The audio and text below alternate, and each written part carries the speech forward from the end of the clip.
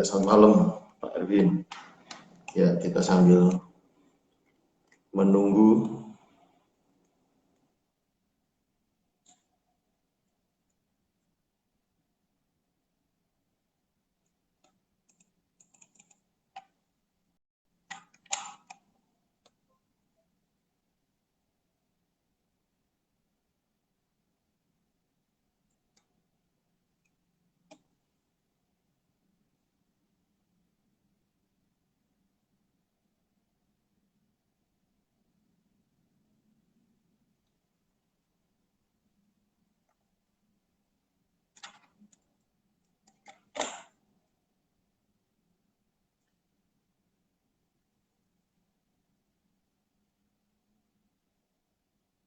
Ya, halo Pak Im, selamat malam. Kita masih menunggu.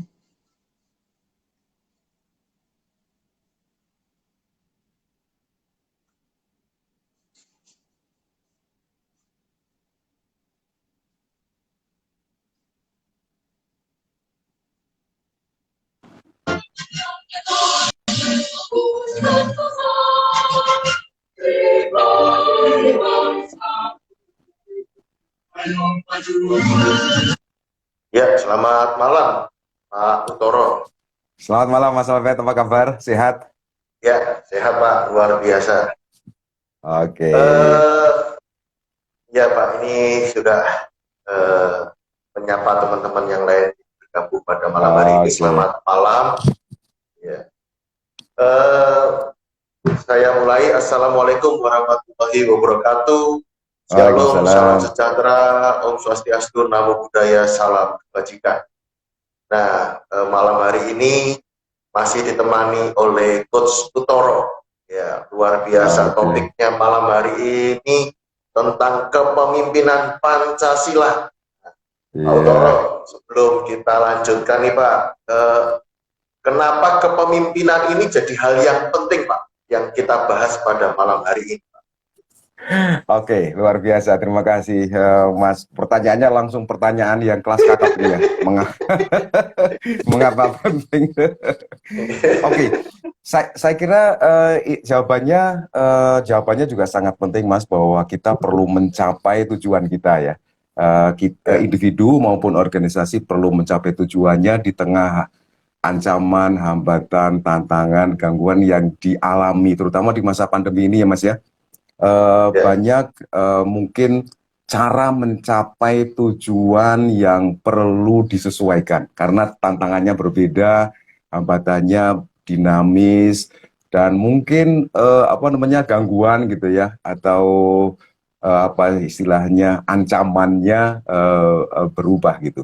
Dan untuk mencapai visi, untuk mencapai tujuan, untuk mencapai goal seperti halnya teori-teori kepemimpinan yang lain, kita perlu leadership gitu ya, perlu kepemimpinan untuk mencapai tujuan. Dan selama ini kan kita belajar dari Barat gitu ya, dari ya, Peter Drucker, dari berbagai macam tokoh-tokoh kepemimpinan, dan sebenarnya kita punya mutiara yang luar biasa. Teori kepemimpinan yang sudah membumi dan sudah terbukti, sudah proven gitu ya dari beratus-ratus ya, tahun yang lalu, yaitu kepemimpinan Pancasila. Jadi kepemimpinan Pancasila di sini yang kita maksud bukan bagaimana kita apa namanya memimpin untuk memperjuangkan Pancasila gitu bukan, tetapi kepemimpinan yang diperlukan untuk mencapai tujuan dengan cara-cara Indonesia. Nah, cara-cara memimpin dengan gaya Indonesia inilah yang saya sebut dengan kepemimpinan Pancasila, Mas. Kita pernah mendengar ada Gajah Mada, ada Panglima Besar Sudirman, ada Tengku Imam Bonjol, ada Pangeran Antasari, dan berbagai pemimpin-pemimpin bangsa yang pernah sukses memimpin dengan cara-cara Indonesia. Dan menurut hemat saya, mereka menggunakan cara-cara memimpin Pancasila, Mas Albert. iya. Wow, nah selamat malam juga ini Pak Edi, Pak Ferry, ya. Jadi selamat Selamat malam, bergabung Mas malam Edi. hari ini. Uh, Nah, eh, saya sengaja nih Pak pakai hmm. kaos Lemhanas sama pinnya saya Wah, pasang. Keren, keren, keren. Nah, maksud saya gini, ini kan menarik nih kepemimpinan Pancasila sampai ada lembaga yang ngurusin pemimpin gitu, akan ditatar duluan. Mau Gitu jadi ya. anggota DPR aja harus ikut pelatihan Lemhanas gitu kan, mau jadi jenderal harus ikut pelatihan Lemhanas gitu. Nah ini kan Iya. menarik dari sisinya Pak Hmm. Utoro apa ini gitu kan kepemimpinan Pancasila. Nah sisi yang lain Pak itu kan saya secara random ya, tanya ya, beberapa anak-anak muda gitu kan. Kenapa sih Pancasila itu tidak menarik lagi? Memang ada banyak jawaban, ada sisi-sisi pendidikan, misalkan sekarang nggak diajarkan lagi di P4 dan lain sebagainya. Tapi ada satu yang menurut saya terkait dengan kepemimpinan, itu soal keteladanan, Pak. Buat Mhm. apa?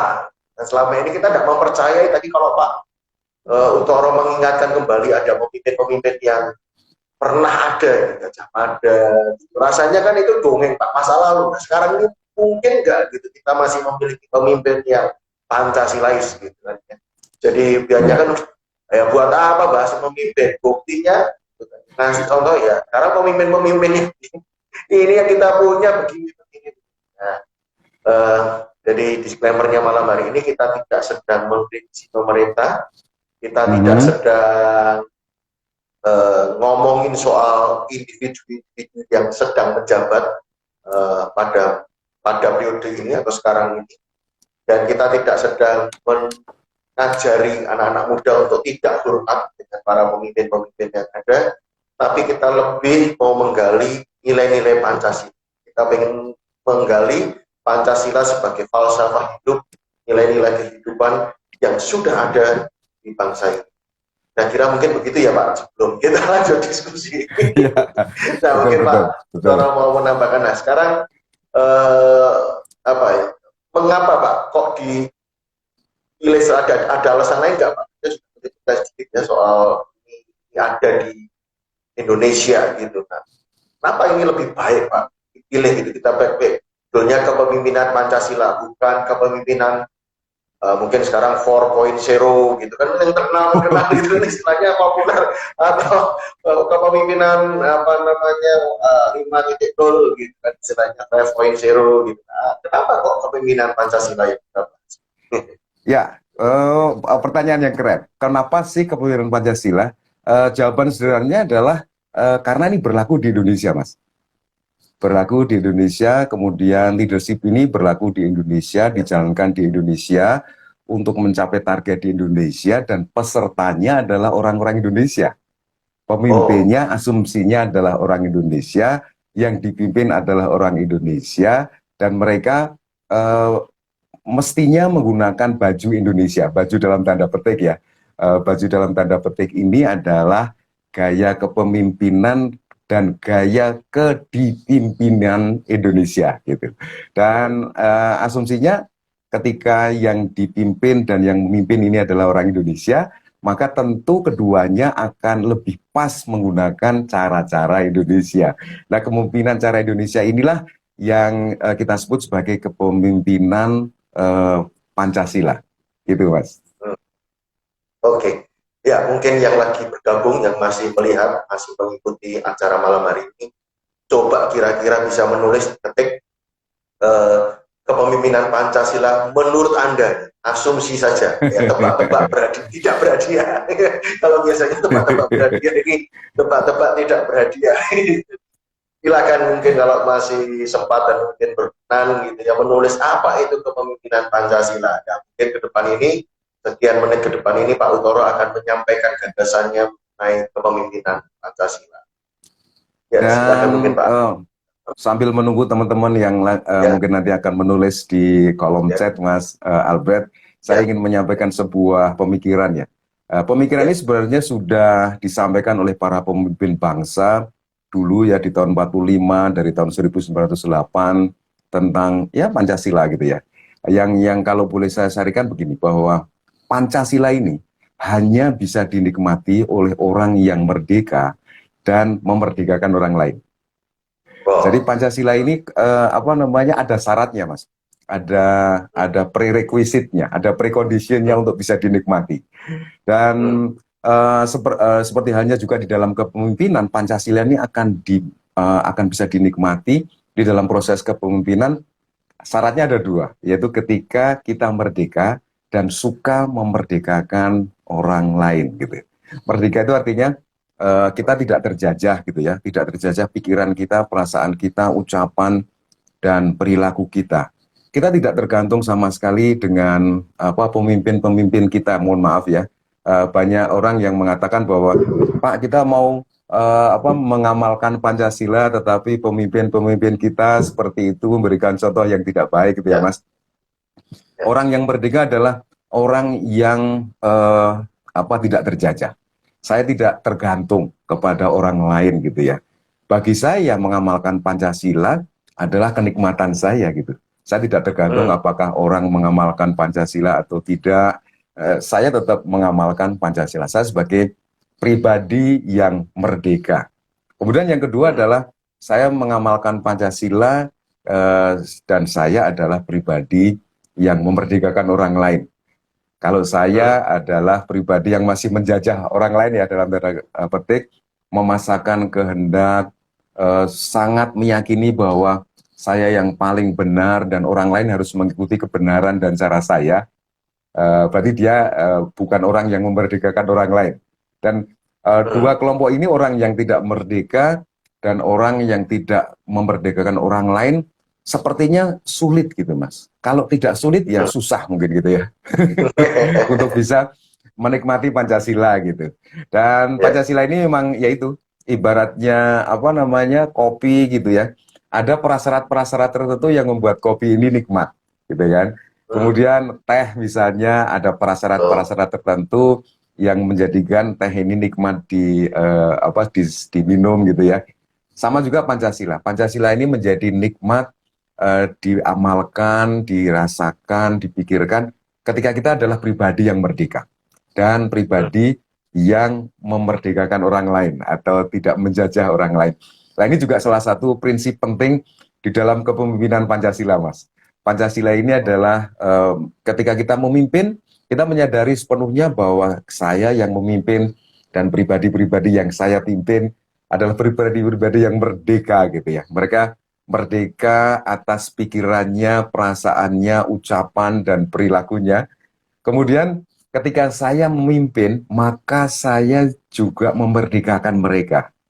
Saya menghargai, menghormati kemerdekaan mereka berpikir, kemudian beremosi, berkomunikasi, dan bertindak. Dan itu saja kita lewati, maka kepemimpinan Pancasila sudah mulai masuk ke hal-hal berikutnya yang lebih menarik, Mas. Ya.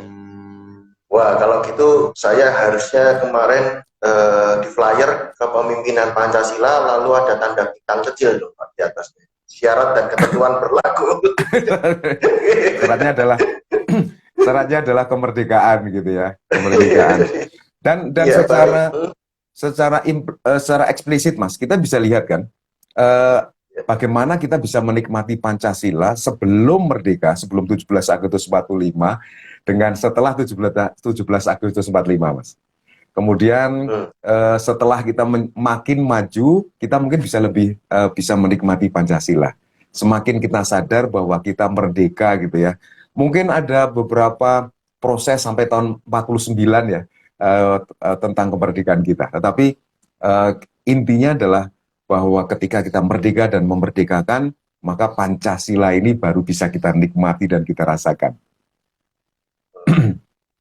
Dan tidak kebetulan ya, Pak, kalau ini sih gampangannya aja sih, cantolan anchornya 17 Agustus merdeka, syaratnya sebelum 18 Agustus Pancasila jadi dasar negara, Pak. Betul sekali. Ya, jadi kemerdekaan ini jadi kayak syarat tumbuh, gitu, Mas, kayak syarat tumbuh Pancasila itu. Jadi kalau kita nanam tanaman kan ada syarat tumbuhnya, gitu kan. Tanahnya pH-nya berapa, kandungan nutrisinya seperti apa, kadar airnya berapa, gitu ya.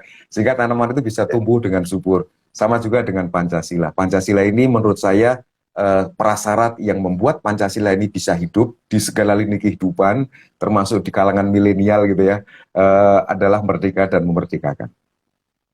Oke Pak, kalau dengan bahasa saya memparafrase boleh nggak Pak? Ini mencoba Silakan. misalkan ini syaratnya adalah bahwa kita menyadari setiap pribadi itu menyadari bahwa dirinya lah yang megang remote control untuk Yes. merespon. Mm-mm. Lalu yang kedua, kita tidak boleh melintasi atau menyeberangi yang disebut insanity line ya Pak. Jadi garis Betul kecil ya. sekali. Kalau kita Oh, memaksakan mengubah orang, memaksa orang untuk mengikuti ini berarti kita sedang melewati garis kegilaan. Kita ini sudah ya orang gila gitu ya, memaksa orang orang gila. Benar, benar, benar. mengikuti gitu. Kira-kira kalau Sangat dengan bahasa ini mana Pak? Iya Wah, Pak. itu sangat sangat pas banget, Mas. Sangat Ya, keras ya. banget. Kepemimpinan Nah, Pancasila itu adalah kepemimpinan yang tidak memaksakan kehendak gitu ya. Kita menyadari bahwa setiap orang punya opini, setiap orang punya emosi, setiap orang punya komunikasi, aksi, dan kita menghargainya dengan 100% gitu. Bahwa ada sanity line atau garis kewarasan antara kita dengan orang lain, dan kita perlu menghargai itu. Kalau tidak, maka kita menjadi tidak waras. ya. Oke, kalau begitu kan tadi yang di awal sudah disinggung prasyarat, nah ini boleh nggak Pak masuk yang lebih dalam nih Pak? Setelah Ya. prasyaratnya tadi sudah dijelaskan, nah sekarang Mhm. kepemimpinan Pancasila itu apa Pak? Ya, kepemimpinan Pancasila ini adalah kepemimpinan yang menggunakan dasar-dasar atau menggunakan rujukan-rujukan value-value Pancasila. Jadi kalau kita berbicara kepemimpinan, mungkin hampir 90% para penulis buku-buku tentang kepemimpinan, konsultan kepemimpinan, mereka yakin bahwa kepemimpinan ini adalah value, tentang value gitu. Jadi orang yang memimpin orang lain dengan perintah itu keberhasilannya relatif kecil. Tetapi orang yang memimpin orang lain berdasarkan value, maka keberhasilannya akan lebih besar. Karena kepemimpinan ini kan salah satu hal yang paling utama adalah gerakan ya Mas, movement gitu. Jadi orang memimpin kalau yang dipimpin tidak bergerak, ya mungkin question mark gitu ya. Ini ada apa gitu? Apakah kepemimpinannya berhasil apa enggak? Bergerak dulu deh, belum mencapai visi gitu. Yang penting bergerak dulu. Nah, Jadi sementara mungkin orang bergerak, ya jadi kepemimpinan itu diukur dari punya pengikut. Ya, namanya pengikut itu proses perjalanan. Ya. Pengikut kalau tidak bergerak itu berarti bukan pemimpin. Gitu ya. Jadi mungkin seperti itu ya Pak betul, menjelaskan pemimpin bet- tadi. Ya. betul, betul sekali. Karena orang dikatakan pemimpin itu kan ada orang yang dipimpin, Mas. Dan orang dipimpin ini dia dengan rela mengizinkan dirinya untuk dipimpin, menjadi orang yang dipimpin berdasarkan value-nya dia. Biasanya karena dia percaya kepada pemimpinnya, karena pemimpinnya memiliki hikmah kebijaksanaan, karena pemimpinnya memiliki kompetensi teknis dan psikologis gitu. Hikmah kebijaksanaan dalam permusyawaratan perwakilan. Artinya mereka memimpin bukan hanya dengan pemerintah, tetapi mereka melibatkan. Cara persuasi mereka adalah dengan musyawarah, mengajak bermusyawarah untuk mendapatkan mufakat. Jadi ketika orang yang dipimpin melakukan apa yang semestinya dilakukan, diharapkan oleh si pemimpin, bukan karena terpaksa, bukan karena tertekan, tapi karena dia memang mufakat. Mufakat, yes, pemimpinku bahwa aku setuju dari proses musyawarah yang tadi kita lakukan, saya mufakat bahwa saya akan melakukan pergerakan sesuai yang engkau impikan. Kita menuju ke visi kita yang sama dengan value yang sama. Gitu, Mas. Ya, ya. Luar biasa nih. Jadi sampai terpesona saya. Apa kepemimpinan ini nilai. Nah, kalau soal nilai Pak, itu berarti ada nilai yang bisa diserap yang ini atau juga bisa direkonstruksi. Ini menarik, mungkin bisa dibahas seri tersendiri ya Pak, yang bagaimana seorang pemimpin bisa Iya, menilai, gitu, yang menilai, merekonstruksi nilai, atau itu kan betul. mungkin bisa satu sesi sendiri gitu. Betul, itu topik yang besar banyak, topik yang perlu waktu ya Nah, dan banyak jadi elemennya ya. ya, jadi teman-teman yang bergabung di sini silahkan sebelum kita lanjutkan diskusinya. Kalau ada pertanyaan-pertanyaan yang menggelitik, yang muncul kemudian dari mendengar dan melihat diskusi ini atau merasakan di tengah pergulatan kehidupan yang selama ini kemudian direfleksikan dengan pembicaraan kita malam hari ini, silahkan menulis ketik di kolom chat, kolom komen. Nah, kemudian kita akan lanjutkan lagi dari Pak Utoro. Pak, kepemimpinan Pancasila mengenalinya gimana? Kira-kira bisa nggak Pak dikenali ciri-cirinya? Iya. Atau jadi indikatornya? Gitu. Iya, ya. Indikatornya, indikator kepemimpinan Pancasila ini tadi pertama ya. Pertama bahwa frame-nya adalah ini adalah kepemimpinan bagi orang yang merdeka dan memerdekakan orang lain. Kemudian yang kedua, orangnya pemimpin ini memerintah dengan value gitu ya, memerintah dengan musyawarah untuk mendapatkan mufakat. Nah kemudian pemimpinnya juga memiliki hikmah kebijaksanaan. Mereka memiliki kompetensi teknis, kompetensi psikologis gitu ya, atas siapa yang dia pimpin. Dan kalau kita bicara spesifik kompetensi psikologis, kepemimpinan Pancasila ini sudah sangat melimpah ruah sumber daya yang ada gitu ya. Karena si pemimpin itu sudah tinggal menjalankan, Mas. Value-value-nya sudah tertulis di Pancasila itu. Dari sila 1 sampai sila kelima, ini kan value kan. Value dari orang-orang Indonesia. Asumsinya kalau yang kita pimpin adalah orang-orang Indonesia, maka mereka akan memiliki value yang sama, yaitu value ketuhanan yang Maha Esa sampai keadilan sosial bagi seluruh rakyat Indonesia dengan berbagai makna, dengan berbagai penafsiran yang mereka miliki gitu ya tentang value-value itu. Karena memang coba bayangkan Mas Albert ya, ketika Mas Albert menganggap sesuatu itu berharga. Contoh misalnya, Mas Albert ini sangat menghargai, sangat menjunjung tinggi, sangat memberikan value kepada pembelajaran, tentang belajar gitu. Kemudian Mas Albert punya pemimpin yang suka belajar, yang sangat fokus kepada belajar, setiap nafasnya adalah belajar gitu ya, dan dia sangat memiliki kepedulian untuk orang-orang belajar. Kira-kira Mas Albert gimana sikapnya terhadap pemimpin itu, Mas? Wah, sangat respect, sangat ingin melekat. Yes, sangat respect, sangat ingin menyerap. Karena si pemimpin itu memiliki value yang sama dengan Mas Albert gitu.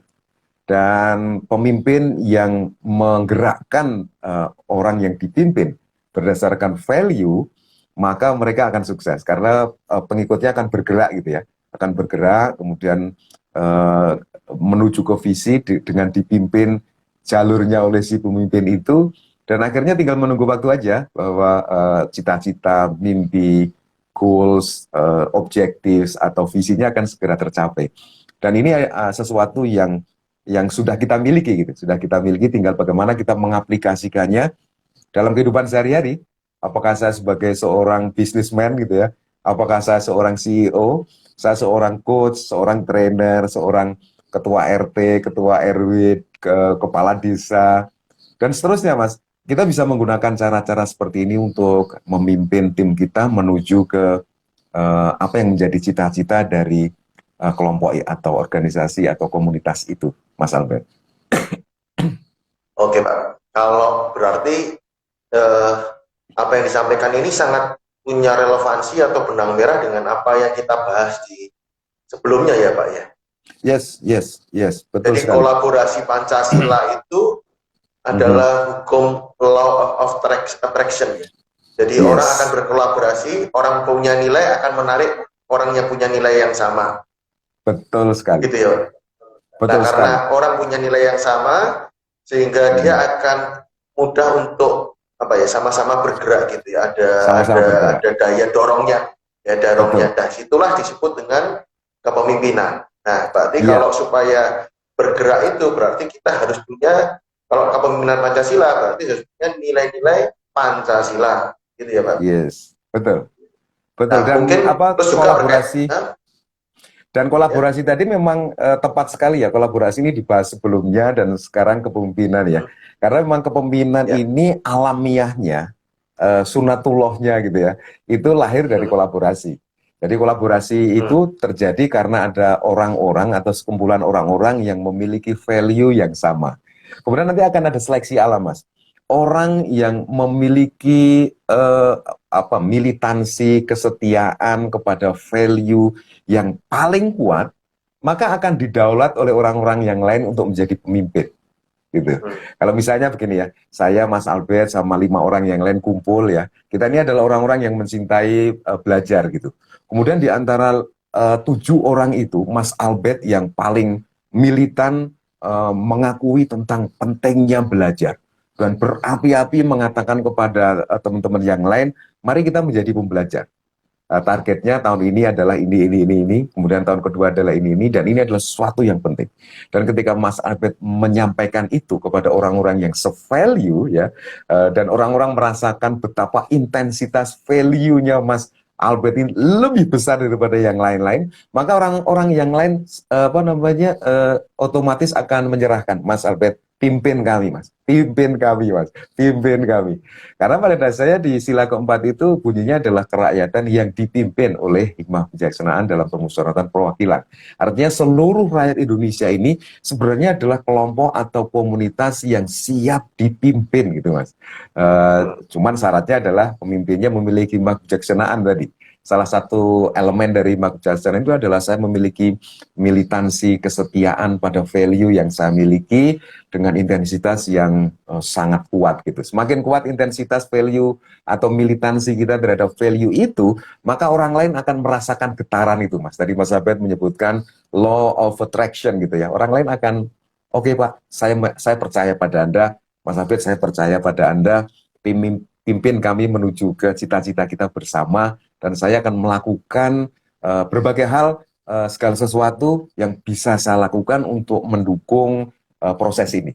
Gitu kira-kira, Mas. Dan ketika ditarik mundur 1 minggu lagi, sebelumnya lagi, yang pertama kali perdana tentang Indonesia bersyukur, itu jadi menurut saya ada benang merahnya dengan prasyaratan orang yang bersyukur itu orang yang merdeka. Betul enggak, Pak? Betul sekali. Jadi, orang yang bersyukur jadi adalah orang yang orang bersyukur yang itu adalah orang merdeka. Dia bisa memiliki remote, dia bisa memiliki kendali atas apapun yang terjadi, dia punya kendali untuk memaknai, untuk menjadi hal yang baik dan positif baginya. Kira-kira begitu ya, Pak. Jadi punya kemerdekaan dalam dirinya. Nah, ketika sudah jadi orang yang merdeka ini, nah sisi yang lain adalah di materi tersebut di saat perdana atau pertama kali perdana itu juga disinggung soal ini, Pak, bagaimana memberi penghargaan terhadap manusia itu salah satunya menyamakan. Nah, itu menurut saya itu bisa jadi kalibrasi ya, Pak, bahwa saya ini sudah punya nilai-nilai Pancasila atau belum. Kalau ternyata kurang nih, kalau levelnya ini, kalau istilahnya mesin atau industri itu mungkin perlu disetel gitu ya, di balancing scoring gitu ya, jadi mungkin perlu disetel kalibrasinya, saya perlu menyamakan dengan para pendiri, para founding fathers gitu ya, Pak, para pendahulu kita yang merumuskan, menyepakati konsensus tentang Pancasila ini. Kira-kira begitu nggak, Pak? Betul sekali, betul sekali. Kalau saya jadi lancar malam hari ini. Mantap. Jadi kira-kira begitu ya, Pak, betul sekali. Dan kepemimpinan Pancasila itu memang elemen yang lain adalah kalibrasi values itu, Mas. Bagaimana saya mengkalibrasi value saya, menyamakan frekuensi value saya dengan orang yang saya pimpin. Kemudian mungkin ada kalanya gitu ya, orang yang kita pimpin value-nya masih belum sama seperti kita, ya kita samakan frekuensinya, kita ajak dia untuk menyamakan frekuensi. Ada kalanya kita sebagai pemimpin mungkin juga lupa, Mas, bahwa ada nilai-nilai yang saya lupa, yang tidak sesuai dengan Pancasila, kemudian orang yang dipimpin mengingatkan kepada kita, Pak, value-nya mungkin perlu dikalibrasi, Pak, gitu ya. Tentu ini akan menjadi lebih baik, dan orang tersebut tidak akan marah mestinya. Kenapa? Karena dia bukan melihat dirinya, tetapi dia melihat hikmah kebijaksanaannya. Jadi proses kepemimpinan ini kan sebenarnya bukan masalah personal kalau menurut saya. Jadi Pancasila ini mengajarkan kepada kita bahwa kepemimpinan ini bukanlah personal, bukanlah apa mas istilahnya, kultus individu gitu ya. Kepemimpinannya adalah hikmah kebijaksanaan. Jadi siapapun yang memimpin gak ada masalah gitu ya, asal hikmah kebijaksanaan, memilih teknis, memilih dan dan menggunakan value yang sama, dan value-nya sudah ada.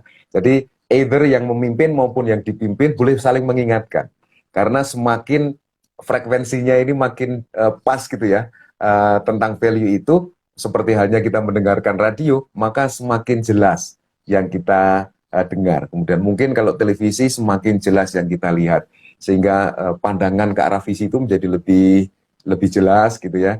Dan untuk mencapai atau menujunya tentu akan menjadi lebih mudah juga, lebih jelas juga gitu. Menarik nih. Jadi itu juga bisa satu sesi sendiri nih, kalibrasi ini, cara mengkalibrasi. Satu saya sendiri. Yeah. Jadi memang luar biasa ya. Yeah. Luar biasa kan, karena di banyak buku Mas, buku tentang leadership itu nggak ada yang tipis Mas Albert. Oh. Hampir buku leadership itu tebal-tebal semua ya. Karena Yeah. memang banyak elemen atau banyak aspek yang terkait gitu ya. Dan nah ini kalau tadi Mas Albert menyampaikan tentang milenial gitu Mas. Banyak teman-teman milenial ini yang mencari-cari gitu, mencari-cari gaya kepemimpinan sampai kemana-mana gitu ya.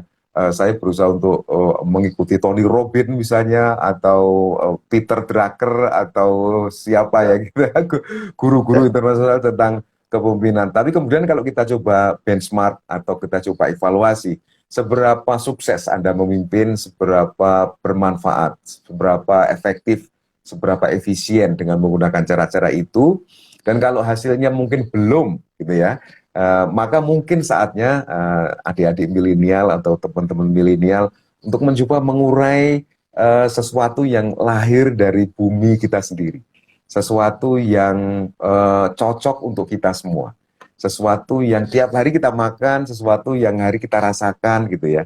Dan kalau yang Anda pimpin adalah orang-orang Indonesia, maka ada baiknya sekarang Anda mulai berpikir untuk melihat hal ini, value-value Pancasila, dan bagaimana cara memimpin Indonesia yang paling efektif dan efisien, yaitu dengan cara kepemimpinan Pancasila. Oke. Dan saya meyakini sih Pak, kalau dengan kita belajar sejarah ini faktor pentingnya kita ini supaya tahu nilai-nilai yang ada di bangsa ini, mungkin belajar sejarahnya juga nggak perlu jangan setap paruh-paruh gitu ya Pak, jangan tanggung gitu. Belajar sejarah ini mungkin maksudnya sangat punya peranan penting ya Pak. Belajar sejarah itu punya peranan penting menggali nilai-nilai Pancasila Pak, gitu ya. Ya, dan ini ya, betul sekali. Sebabnya kan kalau saya mantan apa istilahnya ya, pernah mengajar di sekolah itu kan sejarah jadi cuman hafalan gitu ya. Saya paling ingat nih perang di Ponorogo yang paling cepat kan 5 menit katanya, 1825 sampai 1830 gitu kan. Jadi itu perang paling sebentar katanya, 1825 sampai 1830 gitu. Cuma 5 menit ya. Nah, itu orang hafal gitu. Tapi nilai-nilai apa begitu yang kurang digali gitu. Nah, padahal itu punya mutiara-mutiara yang banyak kita bisa temukan. Yang menarik kan Indonesia sejak zaman tadi disebutkan Pak Utoro, Gajah Mada, Majapahit, Sriwijaya, dan maksudnya dengan kekuatan angkatan laut, lalu juga budayanya juga hasil daripada peradaban itu kan budaya.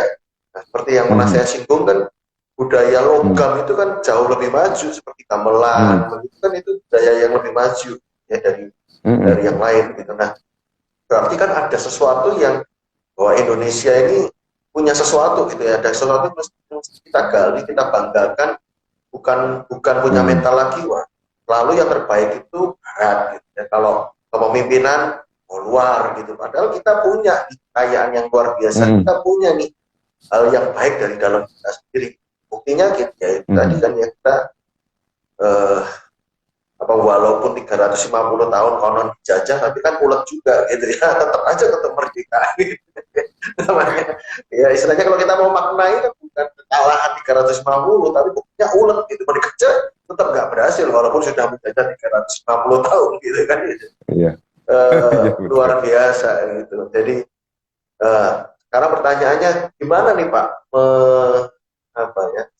Kalau bahasanya kalibrasi, kalau ini mungkin eh, hal praktis penerapannya, Pak. Pemimpinan Pancasila, contoh-contohnya mungkin bisa dalam skop yang lebih, ya apa ya, lebih kontekstual gitu, mungkin family, keluarga, atau mungkin di pendidikan atau di tempat kerja, gitu.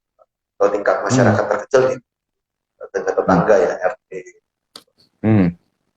Oke, ya contoh yang paling nyata adalah ketika kita memiliki komunitas dan memiliki tujuan. Tentu kalau kita bicara tentang leadership atau kepemimpinan pasti minimal apa namanya minimal ada tiga ya. Yang pertama kita punya tujuan, ya kemudian kita punya pengikut gitu ya, punya sumber daya gitu, dan kita punya tahapan-tahapan untuk mencapai apa yang kita inginkan. Contoh misalnya di keluarga. Di keluarga ini barangkali ada kalanya kita satu frekuensi untuk menuju tujuan dan tidak ada masalah, tidak ada gelombang, tidak ada badai gitu ya. Tapi ada kalanya mungkin ada badai, ada gangguan, ada ujian gitu. Dan ketika ujian datang, badai datang, maka pemimpin yang memanfaatkan kepemimpinan Pancasila akan mengingatkan kepada orang yang dipimpin bahwa ketika kita paling tidak memiliki 5 values yang sama. Yang pertama adalah, ya mari kita serahkan semuanya kepada Tuhan Yang Maha Kuasa.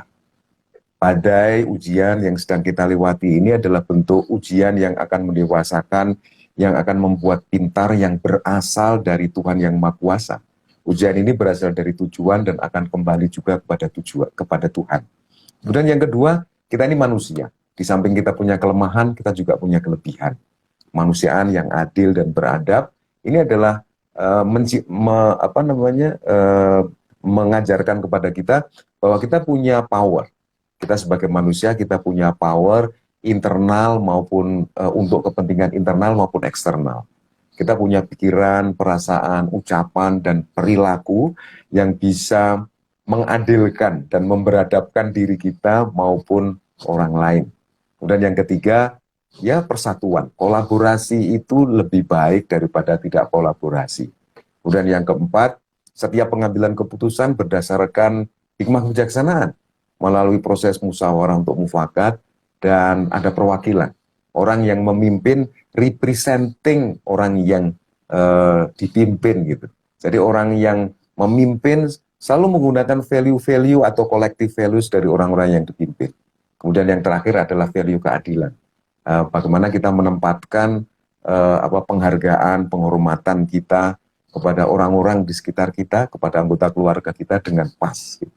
Nah, ketika kita menyampaikan itu, maka kemungkinan besar kita akan mendapatkan alignment atau kalibrasi atau menyamakan frekuensi lagi gitu. Di hal-hal yang lain, di dunia-dunia yang lain, baik di bisnis, wirausaha, pendidikan, mungkin kemiliteran dan sebagainya, saya rasa bahkan mungkin di politik ya Mas, di dunia politik juga berlaku seperti itu.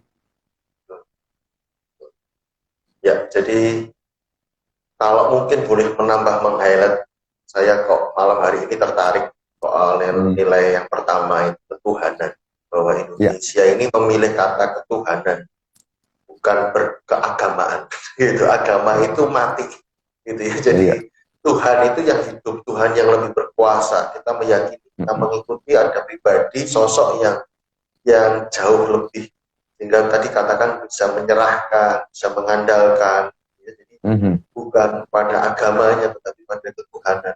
Kita bukan lagi terjebak pada ritual, religiusitas, identitas, tetapi kepada ketuhanan, spiritualitas. Jadi itulah kita punya titik temu. Itu nilai yang kita bisa titik temu. Agama membuat kita mungkin tidak bisa ketemu gitu ya, tetapi kalau kita ketuhanan kita bisa membuat ketemu gitu.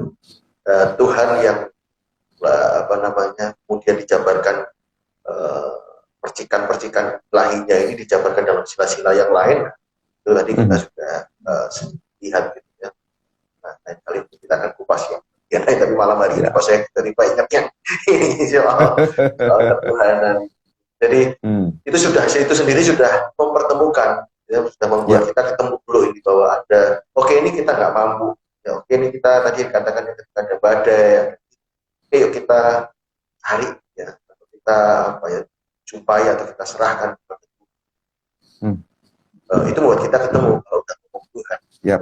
Kalau agama mungkin belum tentu kita ketemu gitu ya.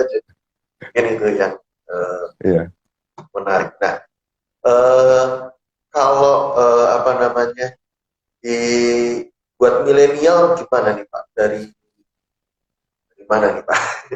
Kalau milenial yang maaf sorry saya maksudnya kan saya ini masih tanda tanya besar gitu ya, bahwa yang TikTok ini kan kemarin saya lihat di TikTok tampilannya cuma ngomong apa sih, anjing jauh, anjing rame, anjing apa itu yang nge-like ratusan ribu ya Pak gitu. Jadi ini belum tentu yang nge-like video kita ini atau istilahnya rekaman kita ini sebanyak itu Pak. Nah ini nilai-nilainya gimana? Kita tadi bicara soal nilai Pancasila, kok kayaknya ibarat bumi dan langit Pak gitu. Terus mulainya dari mana? Ya, saya kira kita perlu memikirkan ulang untuk menggunakan kacamata baru ya Mas, untuk melihat hal seperti itu. Kalau kita hubungan dengan yang di depan tadi, prerequisite dari Pancasila ini adalah kita adalah pribadi-pribadi yang merdeka dan memerdekakan orang lain gitu ya. Artinya mereka ini kan setiap orang punya kebebasan untuk berekspresi, berpersepsi, berkomunikasi, beraksi gitu ya Mas. Dan kita menghargainya. Dan ketika itu belum kita miliki, ya agak susah kita mencerna Pancasila dan agak susah untuk berhubungan dengan orang-orang Indonesia. Atau bahkan mungkin agak susah untuk memimpin orang-orang Indonesia. Nah, kaitannya dengan teman-teman milenial ini ya, ini kata-kata baru yang perlu kita pakai adalah bagaimana kita memerdekakan dan merdeka gitu ya. Saya merdeka, saya tidak tergantung dengan mereka, setiap orang punya value-nya sendiri-sendiri, dan kemudian kalau ternyata value itu di dalam implementasinya mengganggu saya, maka saya akan berkomunikasi di dalam konteks persatuan Indonesia. Jadi kalau ini yang mungkin juga perlu kita lihat ulang gitu ya. Selama ini kita banyak berasumsi. Saya sih sebenarnya tidak terlalu banyak melihat seperti Mas Albert kali ya. Tapi kalau saya sempat melihat gitu ya Mas, kadang-kadang kan ketika kita melihat YouTube ada apa itu namanya iklan gitu ya, yang di luar kendali kita gitu ya, akhirnya kita lihat juga gitu. Saya melihat sih banyak kejadian di mana kita melakukan judgement gitu. Saya melihat sesuatu, kemudian saya memberikan judgement. Dan judgement itu ditulis di media sosial. Padahal belum ada proses komunikasi dalam rangka persatuan Indonesia gitu. Saya belum tahu apa maksudnya. Saya belum tahu apa tujuannya, maknanya. Sementara kalau kita sama-sama orang Indonesia, pasti tujuannya baik gitu. Tinggal saya belum tahu. Nah sekarang pilihannya adalah apakah saya langsung mengekspresikan apa yang saya pikirkan di media sosial tanpa mengklarifikasi dulu dengan orang yang dikomentari atau bagaimana gitu. Kalau pilihannya adalah saya ingin segera mengekspresikan, berarti saya mungkin merdeka ya, saya pihak yang merdeka, tetapi saya bukan pihak yang memerdekakan orang lain. Jadi akhirnya ya agak kesulitan juga untuk mengunyah Pancasila gitu ya. Oke, saya salah dong. Mungkin perlu klarifikasi ya Mas. Tapi saya melihat ada beberapa tokoh gitu ya, tokoh di tokoh-tokoh netizen gitu ya, yang memberikan contoh-contoh yang bagus. Jadi ketika ada sesuatu yang mengganggu mereka, mereka langsung berkomunikasi, japri, kemudian bahkan ketemu temu darat gitu ya. Kemudian mereka berdiskusi dan setelah itu diupload bahwa mereka akhirnya mendapatkan pemahaman yang sama, common understanding atas yang mereka belum temukan sebelumnya. Dan ini menjadi contoh bagi para netizen seperti kita ini ya yang amatiran. Oh berarti tabayun, mengklarifikasi, menanyakan dengan pikiran positif bahwa kita adalah bangsa Indonesia, persatuan Indonesia, maka tentu hasilnya akan sangat positif Mas. Karena semakin jauh gitu ya. Semakin jauh ini kan gap-nya, kemudian potensi untuk berbedanya gitu akan semakin jauh juga ya Mas. apalagi tidak diklarifikasi, apalagi tidak didekatkan gitu. Begitu didekatkan ternyata, oh maksudnya kayak gitu toh, oh yang dimaui kayak gitu, oh artinya kayak gitu ya, dan akhirnya pelukan misalnya. Nah, kenapa proses pelukan itu nggak dipercepat aja gitu? Kemudian kenapa kita tidak belajar skill bagaimana mempercepat proses pelukan? Nah, kalau di antara kita punya willingness yang besar untuk segera pelukan, segera pelukan, segera pelukan. Karena kita bangsa Indonesia, pasti kita punya filosofi persatuan Indonesia. Tinggal bagaimana kita melakukan pelukannya aja, Mas. Berarti Yang saya kita melihat mau. sekarang ada dua sisi yang bermasalah apa ya, yang belum Hmm, terkalibrasi dong. Ya. oke. Contohnya ini, Mm-mm. enggak, contohnya gini Pak, ada orang punya atau bikin masalah nih menurut asumsi orang, Iya, lalu dipanggil lah sama pihak polisi. Itu mungkin berarti dalam rangka berkomunikasi kan, tanya iya, apa, klarifikasi, ya gitu kan. Jadi setelah komunikasi luar biasa dong berarti polisi. Pak. Kemudian si iya. orang ini nih justru yang bermasalah ini dijadikan duta tuh Pak, duta, jadikan duta, jangan ya menghina Pancasila, dipanggil polisi, keluarnya jadi duta Pancasila. Gitu. Jadi melanggar lalu Iya. lintas, dipanggil dipanggil polisi, keluarnya jadi duta lalu lintas. Gitu. Jadi Hmm, wah ini kalau dari sisi tadi pemaknaan mungkin waktu ditemuin ini kalibrasi sama setel ini ya, jadi ini diolah oleh polisi gitu ya, kemudian pakai value ini dong, kemanusiaan tadi gitu, buat yang hmm, beradab itu powerfulnya dipercaya itu kan tingkat tingkat apa ya, tingkat penghargaan lebih tinggi gitu kan, sampai dipercaya gitu, orang bukan hanya hmm. dari disalahkan di Iya. riset ya di nolkan gitu ya, udah mulai dari nol ya Pak gitu kan ya. Hmm, Kemudian ini ditambahkan value-nya, dipercaya, kan luar hmm. biasa pemberdayaan, Iya. pemanusiaan ini luar biasa. Nah, tetapi di sisi yang lain ternyata masyarakat masih belum bisa memahami proses ini gitu, malah gantian yang caci maki gitu ya, netizen ini kan, Hmm. gantian yang caci maki, gantian yang tidak terima, kenapa sih gitu. Kalau gitu ya saya lebih baik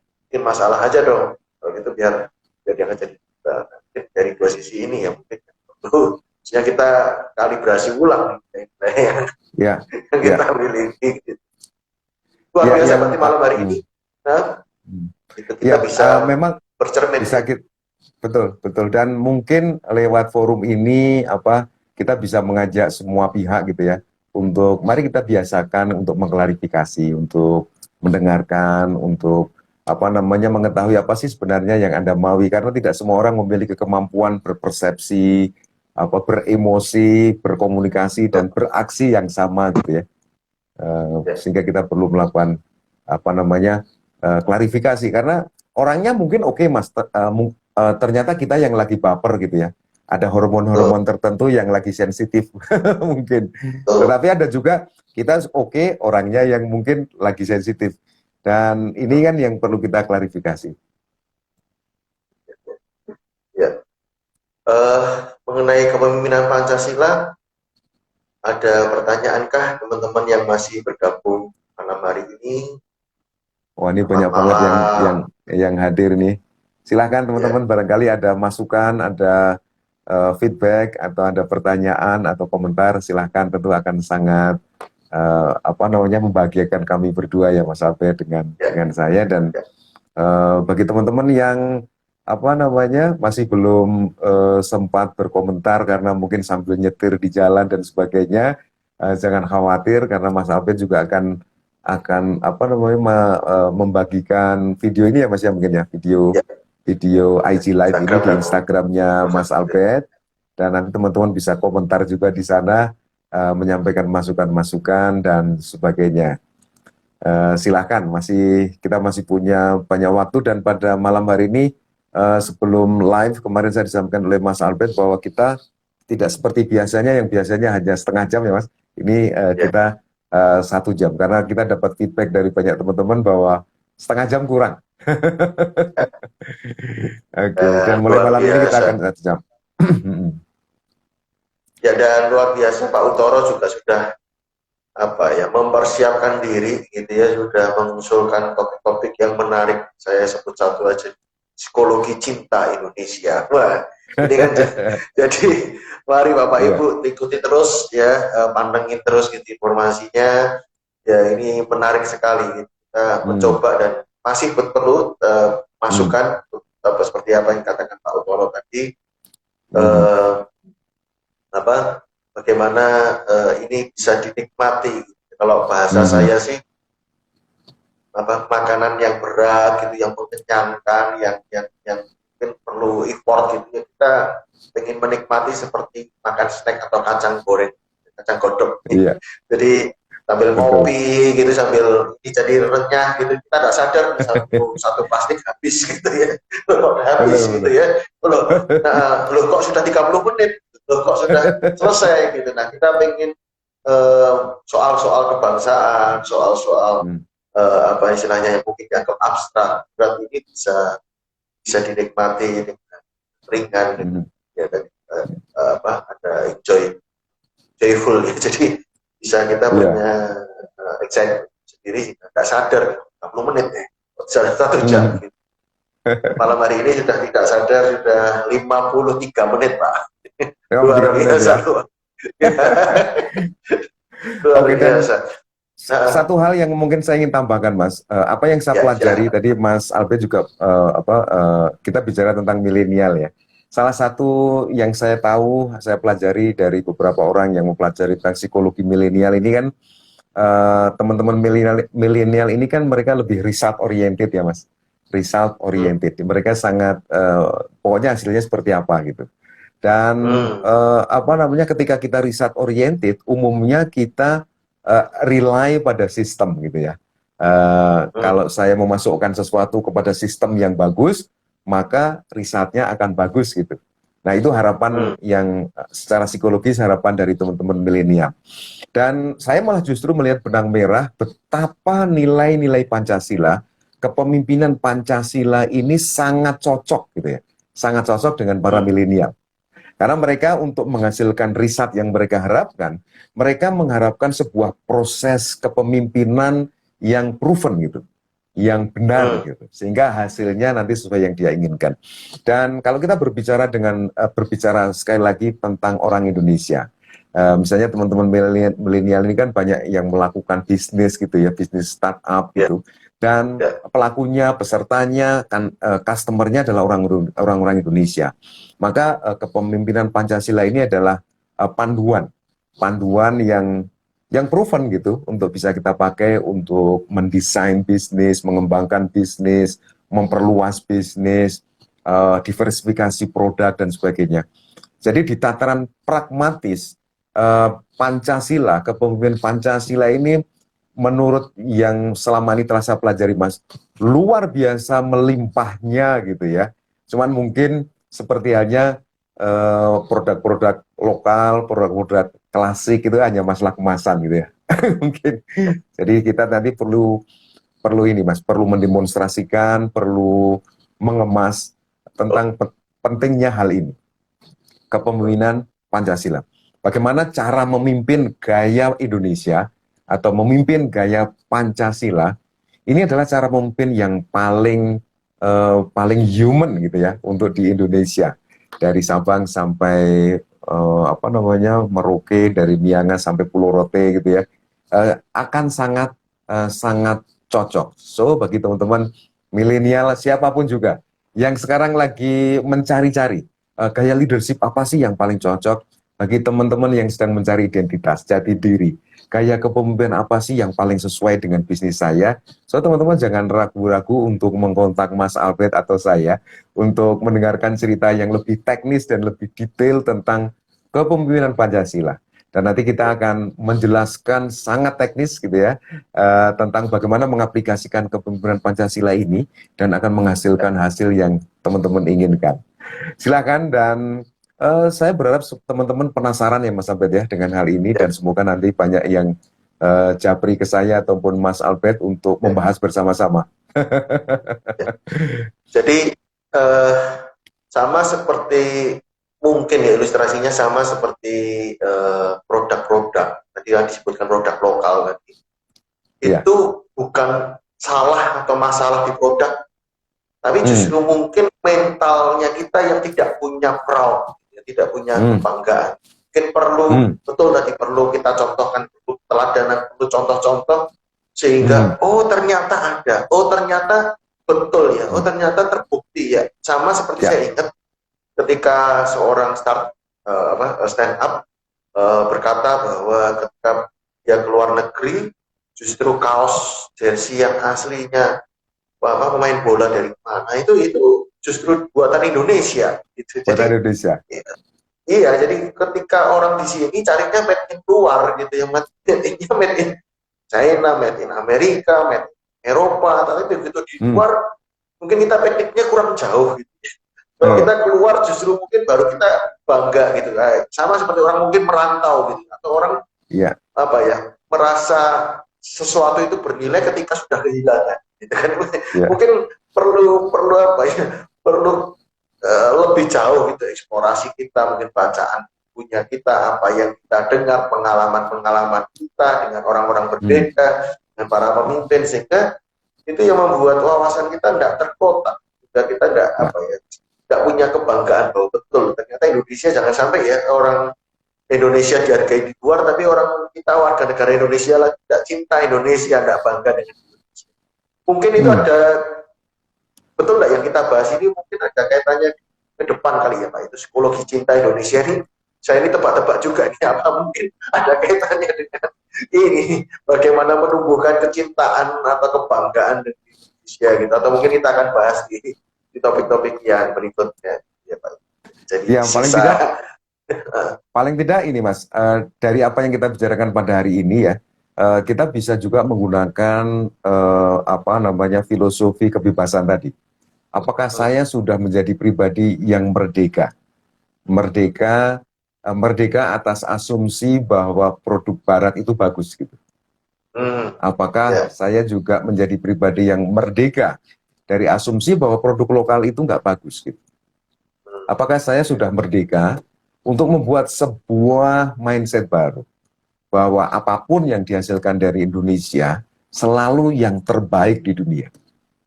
Jadi bagaimana saya membuat sebuah keyakinan baru bahwa apapun yang dihasilkan dari bumi Indonesia ini adalah sesuatu yang tidak ada tandingannya, daya saingnya tinggi, competitive advantage, sehingga orang-orang sangat bersyukur menggunakannya. Apakah saya punya kebebasan itu? Atau apakah saya memiliki kemampuan untuk membebaskan orang-orang untuk melakukan hal itu? Itu satu hal yang mungkin berkaitan dengan topik kita hari ini, dan benar sekali Mas Albert, ini juga berkaitan dengan psikologi cinta Indonesia ya. Jadi psikologi cinta Indonesia itu kita nanti akan membahas secara singkat gitu, bahwa cinta itu ada polanya gitu. Cinta itu ada polanya dan ada sesuatu yang bisa kita simpan ya. Buat teman-teman biar penasaran. Jadi bagi teman-teman yang merasa saya kok belum mencintai Indonesia gitu ya, jangan khawatir, ada polanya kalau Anda memang ingin mencintai. Kemudian kalau ada teman-teman yang saya sudah mencintai Indonesia, jangan khawatir teman-teman, ada cara atau pola untuk membuat teman-teman lebih mencintai Indonesia.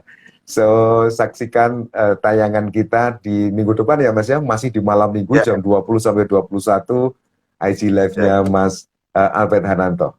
Judulnya adalah Psikologi Cinta Indonesia. Semoga teman-teman yang hadir pada malam hari ini menyaksikan, nanti bisa menggetok tularkan, apa bahasa Indonesianya ya Mas, menggetok tularkan, membiwarakan, membiwarakan, share and like gitu ya, kepada teman-teman yang lain, sehingga minggu depan lebih banyak yang hadir, lebih banyak yang kita nanti bisa dapat sharing komentar dari teman-teman semua.